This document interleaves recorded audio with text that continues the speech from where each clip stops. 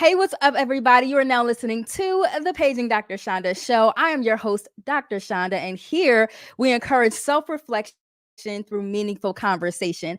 I am so excited to hop into today's discussion because we are talking about the Real Housewives of Potomac. And we have none other than DJ Richie Skye with us today. DJ Richie Skye, please introduce yourself to the people because we're excited. Well, first of all, thank you for having me. I really appreciate being here. For those who don't know me, I actually was on a Bravo show in about, I think, 2018. I was on a show called Stripped, where they take all of your possessions for 21 days, and then you are forced to see how you live without those possessions, and you get one thing back every day. So they take everything, including your clothes, your car, your money, everything. So you got to kind of figure it out. So that was pretty neat. I had already come from the world of journalism, and I was already recapping shows at AfterBuzz TV. So after I left the news world, I just said, you know what? I was having a conversation with Funky Daniva, who said, you know what? You should just do what you were doing at your news show and just do it yourself on YouTube. And honestly, it's been nonstop ever since. And the funny thing about it is, we were laid off from from the news show like on a Friday. I remember it. It was me and my co-host. She's actually a Real Housewife of Miami. She was on season 2. And so I remember we went into work that Friday. We did our jobs, and the next thing you know, we're being called into the green room, and they're like, "Well, this is your check for your last week." And we were just like stumped. Yeah, we were really stumped. And so I had to pivot really, really quickly. I mean, I thank God it just happened to all work in my favor. But now it's kind of nice because I get asked to come to news stations now, whereas before it was like I was scrambling to try to work in news. And the funny thing about it is, when the last day, I was actually kind of relieved because I discovered that type of news just wasn't for me. So I felt like God moved me into this position, and I'm just running with it. That's amazing. I was literally just about to say that. Like, that literally sounds like God's plan, like all over it. Like literally shutting one door so you can walk through another. Period. Yep. And if you don't shut it, God will shut it for you. Come on. That's a whole word. You about to start preaching. Okay. So first of all, I love your content. I am a huge fan of when you review like the Real Housewives of Potomac. I was watching one day, you were talking about colorism, and I was like, yo, he's so intellectual. And then you was like, yeah, NECA, you should read this article. I was like, oh my God, that's my article. I wrote that. So I was like, okay, let me reach out to him since he's, he doesn't know who I am, but he's familiar with my work. And hopefully we can just have a conversation about this. And I'm so happy that you accepted the invitation. And so first things first, I want to hear about your thoughts on this season. I started watching Housewives way back when, like near the beginning. And I remember thinking to myself, I love seeing behind the gates of these like rich women and their husbands and these like petty little fights and drama. And it felt like a relief, right? And as we've kind of gone on through the seasons, certain shows have become, I don't know, they feel a little weighed down, and maybe it's because they've been on for so long that now what used to come naturally is now produced. Does that make sense? So it almost feels like women have seen the shows, or even the husbands have seen the shows, so they kind of go in thinking that this is what I need to do in order to be successful on the show. So I think we see a lot of that now. And I think that there's also, too, perhaps a level of overproduction, meaning like maybe there's sometimes instances where it feels like the producers have their hands a little bit too much in the mix instead of just letting the ladies fly. You know what I'm saying? And instead of creating storylines, just finding people with interesting stories, which to me is very different. That's just who you are innately. What makes you interesting? What makes you intriguing? What makes you pop on camera? And I think if they spent more time with that in the casting and figuring out how the ladies work well together before they start filming. Like that's what they used to do back in the day. They used to test these people like rigorously and see who actually worked. And now it's kind of like they Okay. are, as we saw with Potomac, this is a good example. Andy says production wanted us to bring in Aneka through Wendy. Well, that does not work because Mm-hmm. Wendy does not know Aneka. Yes, these are two beautiful Nigerian women. So what? They should automatically know each other and automatically get Right. along. Just because they are two Nigerian women does not mean that they are going to have as much common ground as you think. So Yeah. it's I don't even think that anybody thought that through.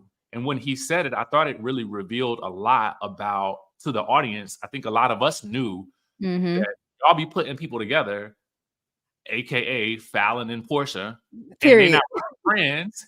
And then you see what happens. You see the aftermath of these things. Mm-hmm. Point, Wendy and Aneka, Portia, Fallon. I mean, these are just two examples out of many that we've seen over the past several years. So I say all that to say that where Potomac is in this season, it just feels overproduced and the Yeah. cast is so divided, and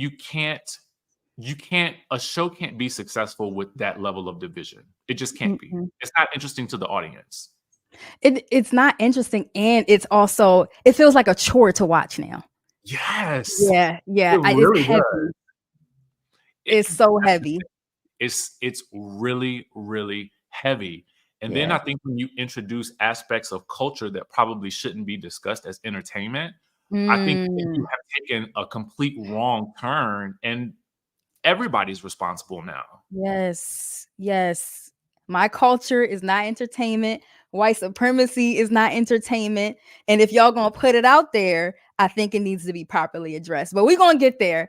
Mhm. You're bringing up so many great points, and I 100% agree with you. I think that it's gotten to a place where it is highly produced as opposed to allowing it to be organic, which was something that I think a lot of viewers enjoyed when RHOP like first got on the scene, right? It was Mhm. a group of Black women who like some people were familiar with, or if you're from the DMV or whatever, and they were just living their lives. And it's like Yep. now highly produced, it's not giving what it used to give. And so DJ Richie Skye, I'm wondering, when it comes to the reunion, right? So, like how things have been playing out, there was a significant piece in the reunion where Gordon was opening up about some significant things that he was experiencing. And because I'm a psychologist, like my ears lit up, and he was talking about bipolar disorder and how he was recently diagnosed. I'm wondering, as a viewer, what was your reaction to that? I was actually shocked. I Yeah. thought it was going to be something medical related, but I did not think it was going to be that. But then when he started to explain Mm-hmm. it, it started to fill in pieces of the puzzle with Mia and Gordon that I Yep. didn't quite understand. And even looking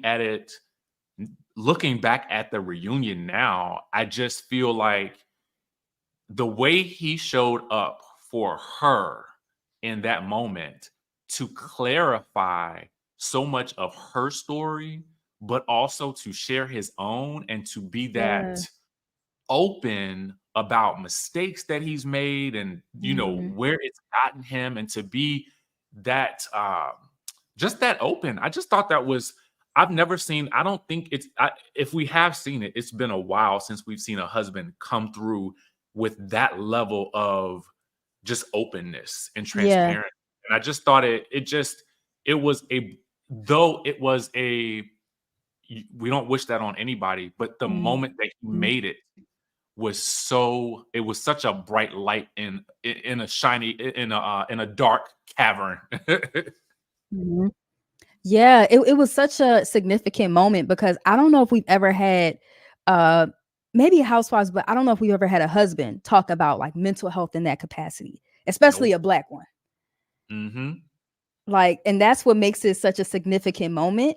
And speak for myself. I don't know if this was your experience, but like, of course, like when we're watching the Housewives, we can be judgmental, right? Like, Yeah, oh, yeah. dang, that's so toxic for him to do X, Y, and Z. That's, petty for her to do X, Y, or Z.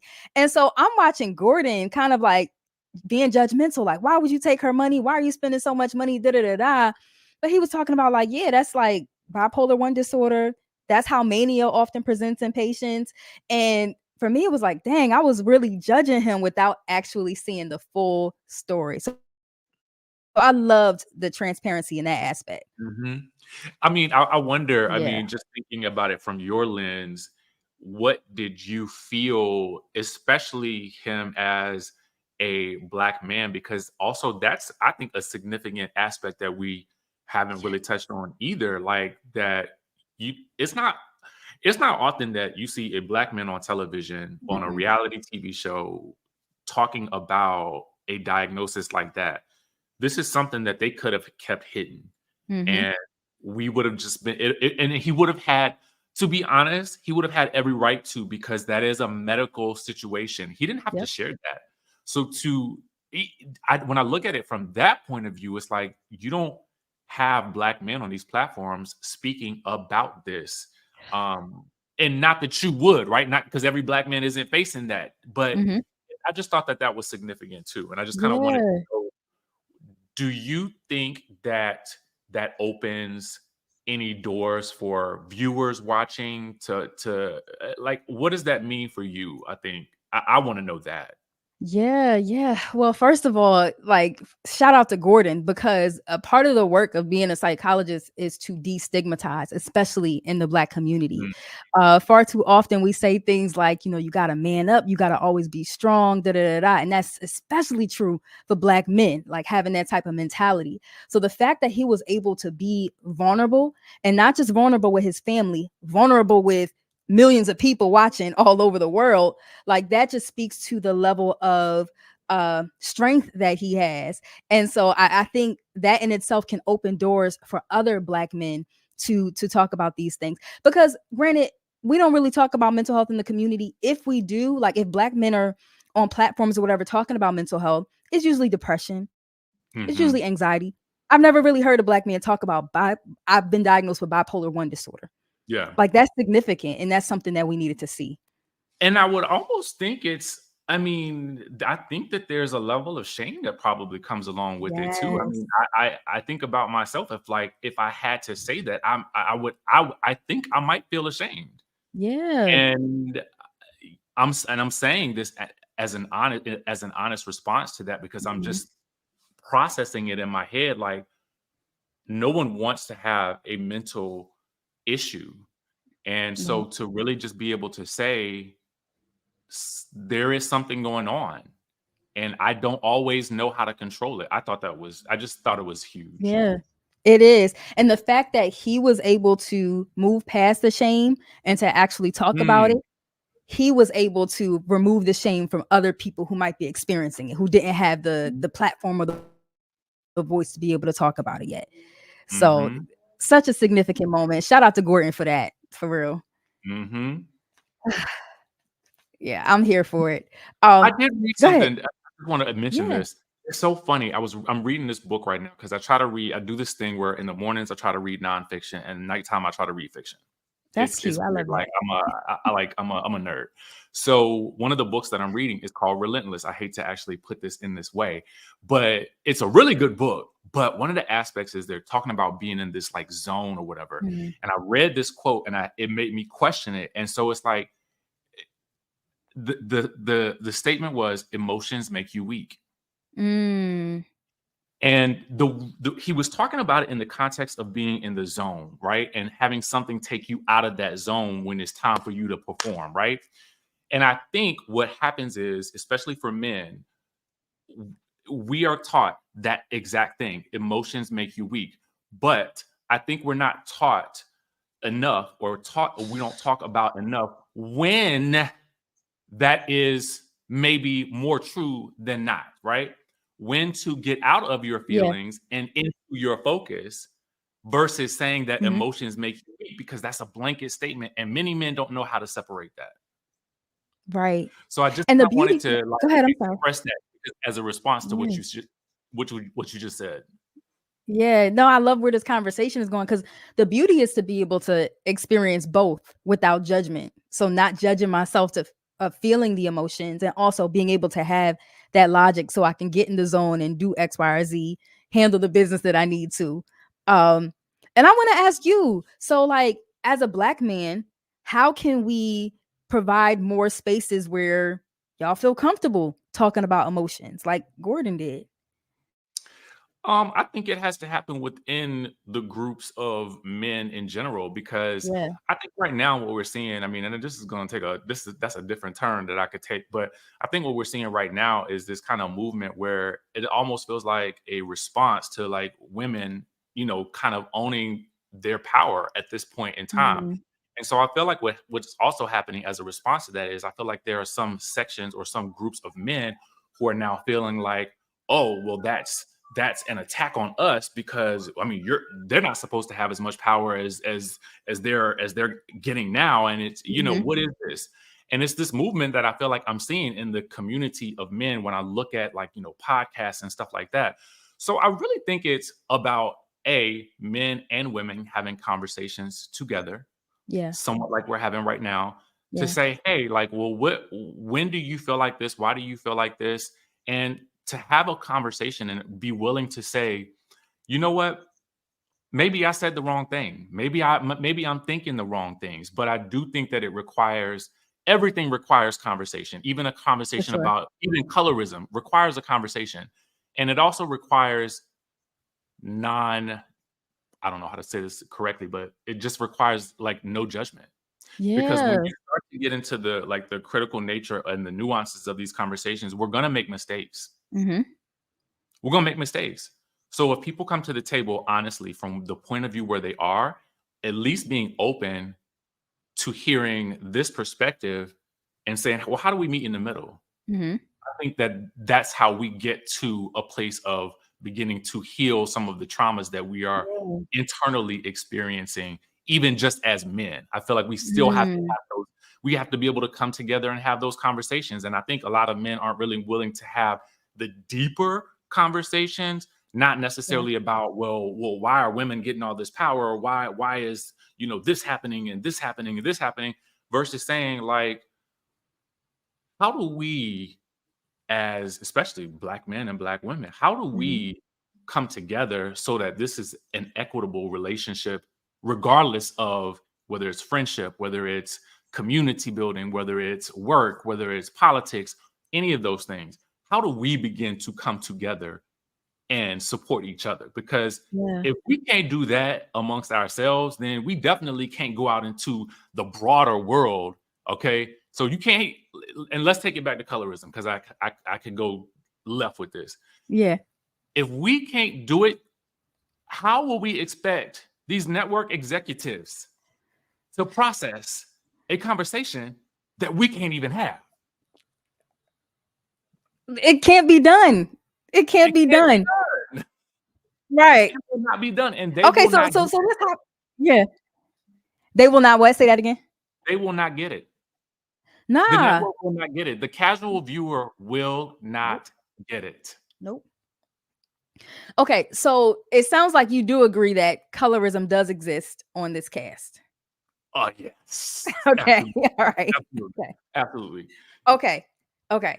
So what have been your thoughts while seeing this unfold throughout the seasons and like things that have transpired over the reunion?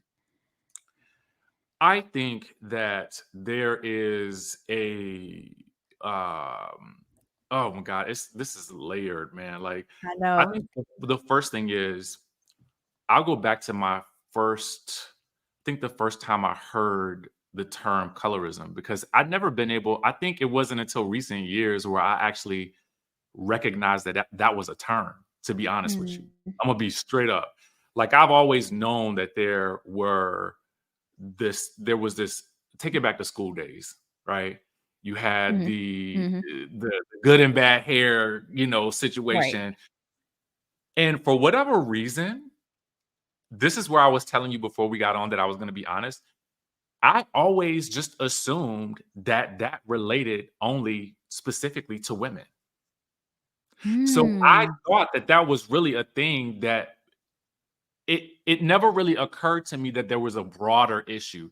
I just thought that because of school days and you hear little things when you grow up, depending on where you grew up, especially in the South, like in Virginia, like I did. Yeah. You hear little things and you hear little remarks and stuff like that. But for me, I just I didn't see it. Mm-hmm. But also too, I recognize that I'm a man and I'm a light Mm-hmm. skinned man. Mm-hmm.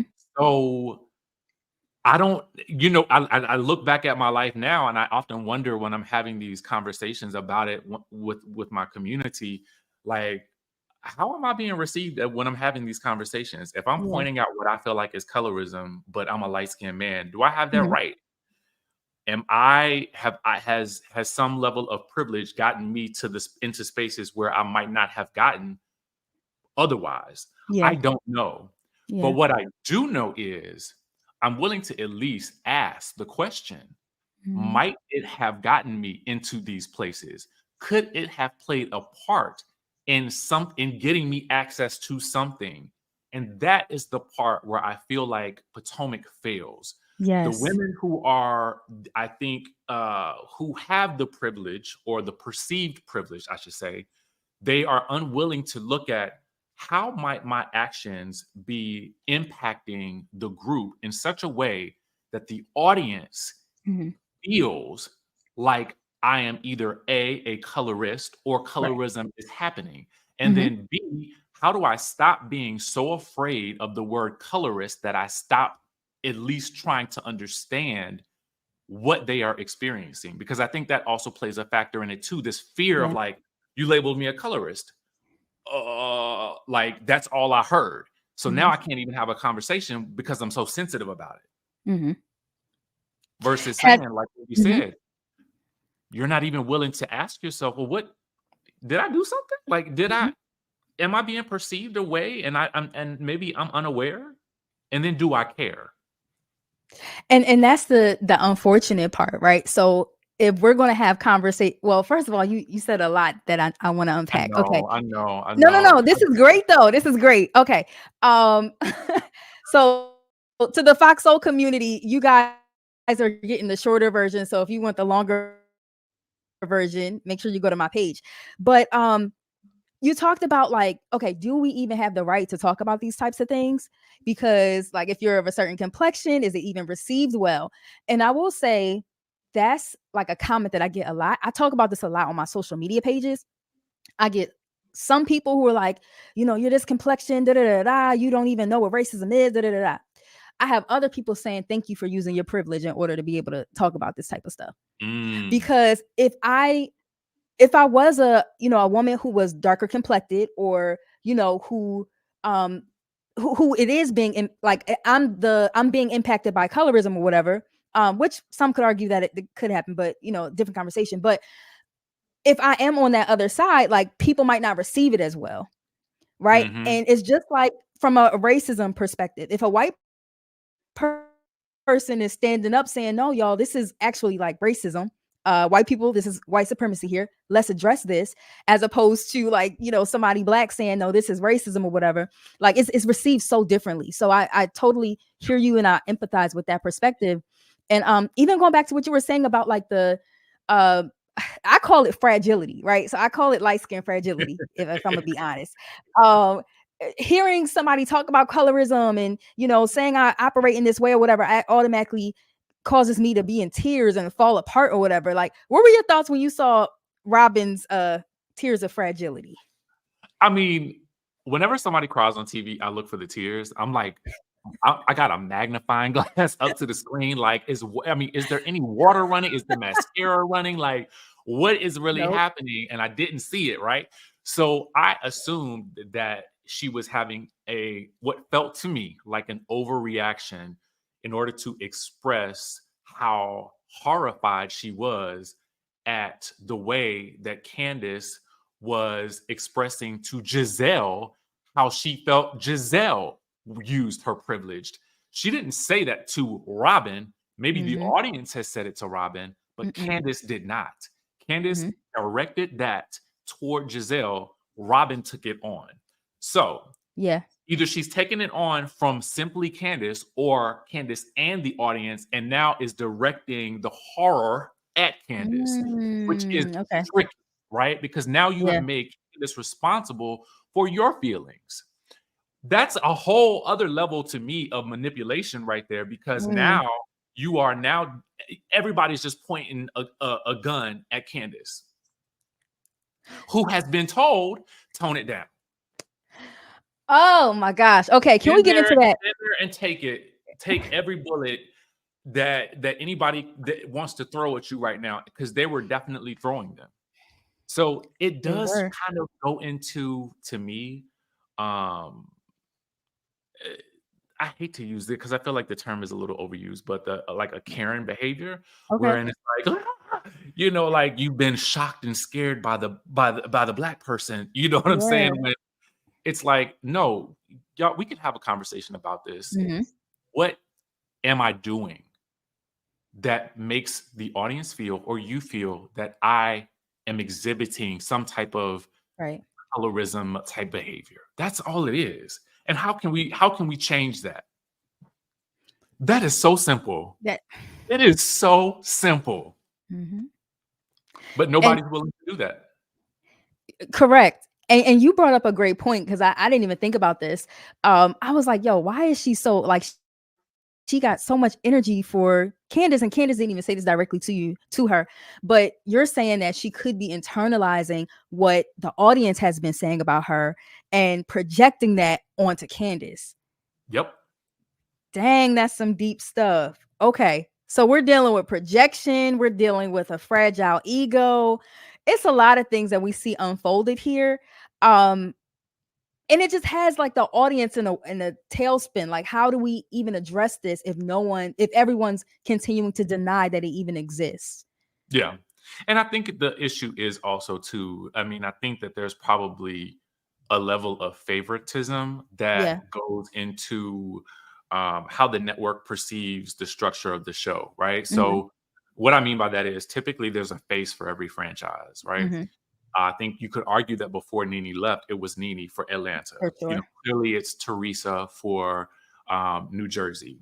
Clearly it's Kyle for Beverly Hills, but at one point in time, you could have argued that it was Lisa Vanderpump, Hmm. regardless. And clearly the face is Giselle.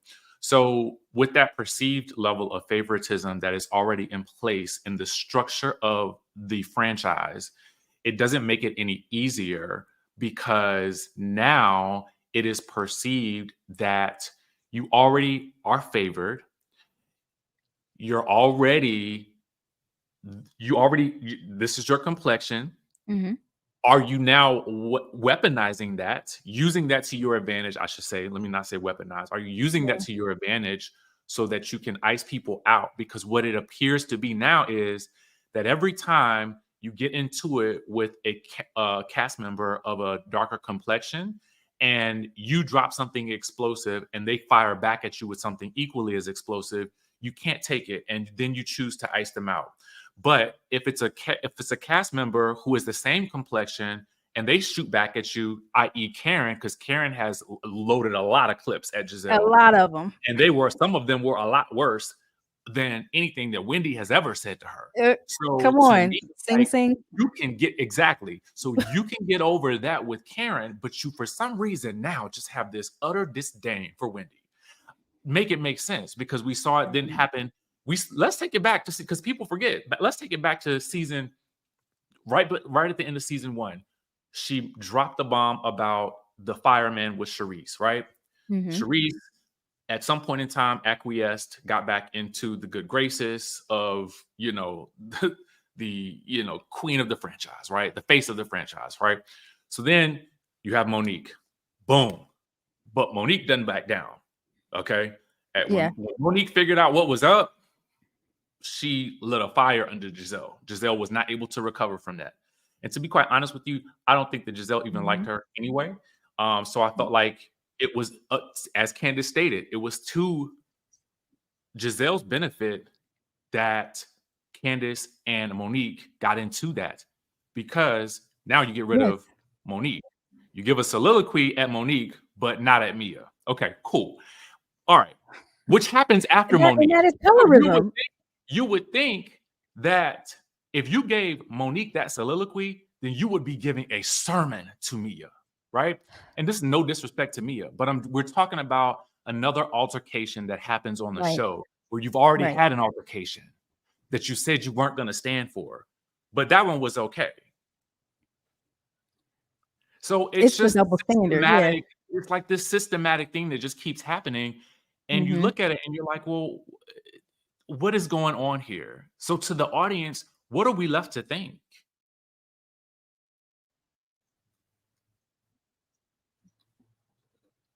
Yeah. And even thinking about that, like, going further into, like, how they label these women, women of a darker complexion are often labeled on the show as being aggressive, even when you're the one Mm, getting the drink thrown in your face, or antagonistic. I'm even thinking about the altercation they had this year where Deborah, who's clearly a light-skinned woman, was the one who was the aggressor. However, the women who were darker complected were seen as individuals who incited that interaction that they had. exactly. Versus, I mean, honestly, Child. if I'm blaming anybody in that situation, I'm blaming my business partner because you brought this person here to our event, and I need you to Mm, understand what this business means to me. yeah, And it's no disrespect to Ashley because, granted, do I think that Ashley felt that that was going to happen? No. Just in experiencing Ashley the way that I have, in social settings, I just don't think that that's who she is. But I do think that if you bring someone to my house and they act a fool, I have to blame you. that part. I mean, it is what it is. Yeah. If there's gonna be, like, accountability, it has to be accountability on all parts. It can't just be certain Yeah, castmates. yeah, And even though these women are now walking around with a brown paper bag saying, "I don't like you if you this complexion or darker or whatever," there are standards of colorism that are being upheld within the cast, as you alluded to. Um, okay, so question about, like, the responses pertaining to, I'm not colorist. I went to an HBCU. I have brown skinned children. I got da da da da. Like, I wonder, do these types of affiliations with blackness, do they absolve one from being colorist?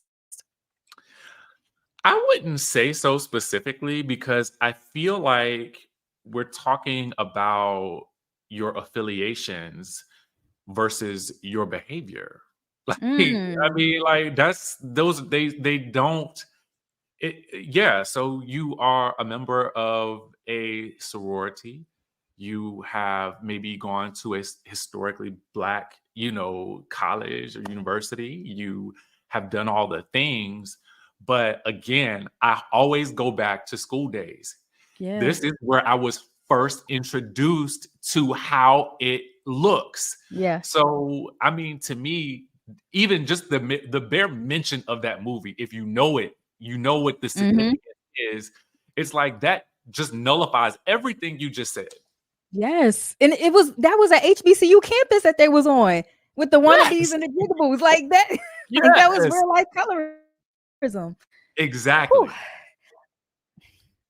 But I really think, like, comments like that really just highlights either there's a willful ignorance, or you just lack the depth to be able to have these types of conversations, and both are problematic.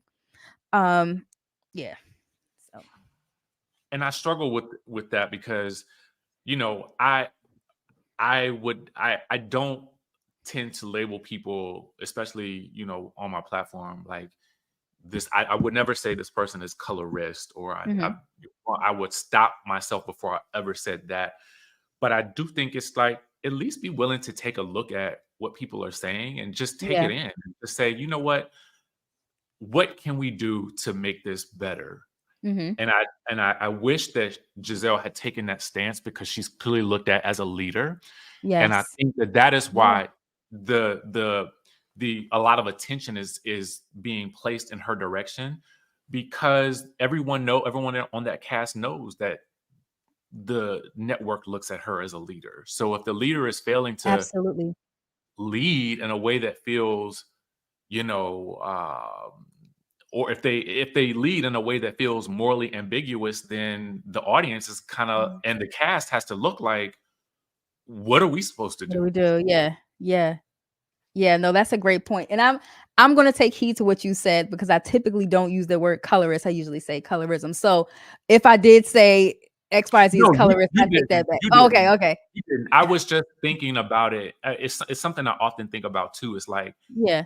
I because I know that in this discussion, we are, for me at least, I am looking at Giselle because I feel like she's the roadblock in this instance for me. Yeah. Yeah. And until she's willing to move and flow like water, then Mhm. there's always going to be a dam. Yeah. For sure. For sure. And there's a difference between being someone who is like a blatant, I don't like these girls because they dark skin, I'm a colorist, blah blah blah, versus someone who behaves in ways that is aligned with colorism. There you And go. so, yeah, and so, I don't think that any of the Potomac ladies are bad people, but No. denying it is definitely aligned with white supremacy. And, we got to address these things. Yep. And until we're willing to address it, if you can't talk about it, you can't heal from it. Come on. That's a whole word. Okay. So my last question to you. We just got a good piece of content today from Mr. DJ Richie Skye talking about how Candace was told that she needed to tone down her behavior and her verbiage during the reunion. And I'm wondering, like, what were your thoughts on this? My thoughts were, was everyone given this directive? Yeah. Because, I mean, again, I saw this comment posted somewhere. I think it was my girl Taria. Um, I think there was a question posed: has the Jersey cast ever been given that directive? Because if you've ever watched one of those reunions, I mean, while Candace is sharp with her tongue, Yes. some of those ladies are, Teresa, I mean, can be downright filthy with hers. Yeah. So for me, I'm just wondering, I mean, was that directive only given to Candace or Right. was it given to everyone? Because Yeah. it seemed like only Candace was the one who got that memo. And I can see like while I was watching reunion, I'm like, yo, what's going on with my girl Candace? Like, she was literally like biting her cheeks. You can see that she was trying not to say certain things. She wasn't as like, I was expecting Candace to say something back to XYZ and it didn't happen. So you can literally see it. And so it made sense when we heard that piece of content today about her being told to tone things down. And my response is like, I immediately go to, oh, they trying to police a dark-skinned Black woman. Why are they policing her behaviors? Why are they policing her tone? X, Y, or Z.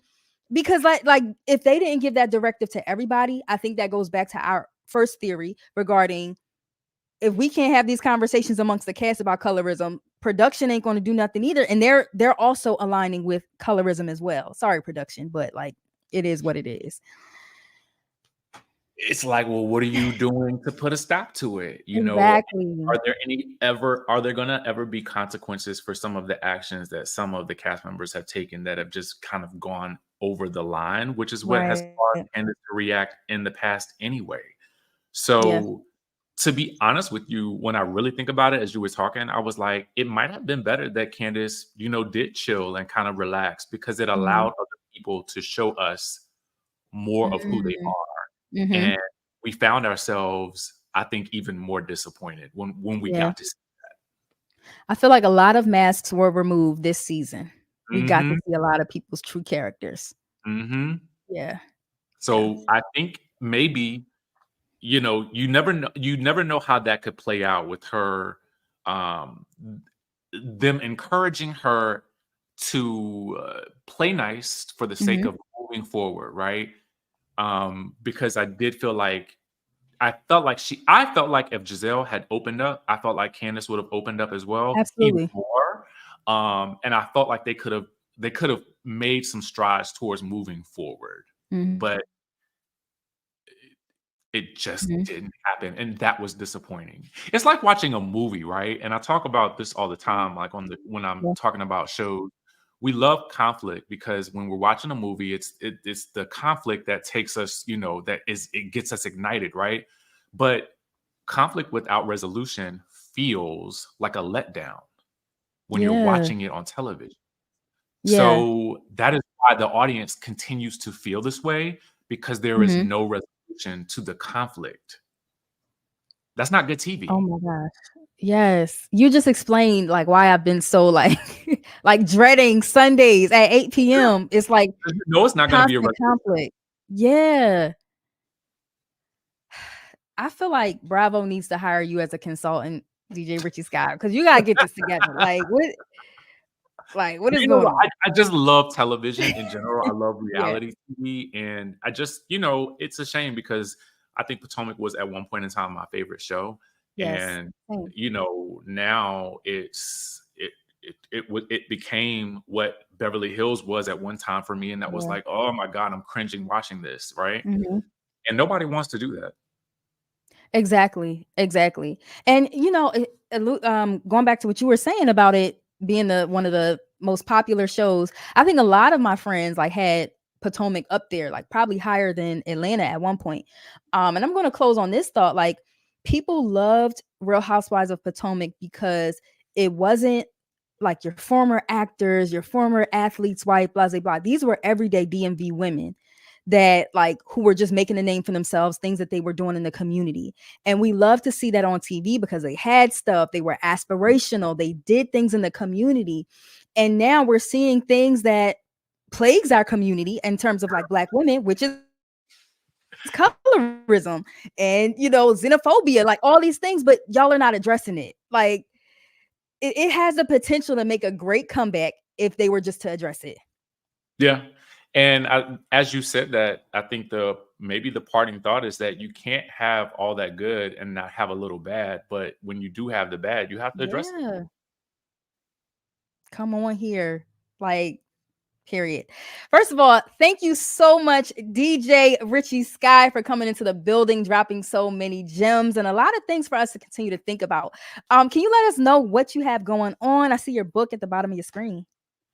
Yes, yes, yes. I have a book series. It's called The Wickedest Wives. It is ironically, it's a reality romance mystery series where an ex journalist goes into the world of reality television, and she discovers that it's not all it seems, and there's a little bit of murder, a little bit of other things going on. So, book 2 will be out on May 14th, and you guys can pre-order it on Amazon. It's called The Wickedest Wives: A Vicious Reality. Amazing. Congratulations. Thank you. Thank you very much. Yes, for sure. We definitely gonna support that. So make sure y'all go to Amazon, order DJ Richie Skye's book. Y'all make sure that you tune in next Thursday at 9. No, we changed the time, 6 p.m. Eastern Standard Time. And don't forget, you have the power to create the emotions that you want to experience. God bless.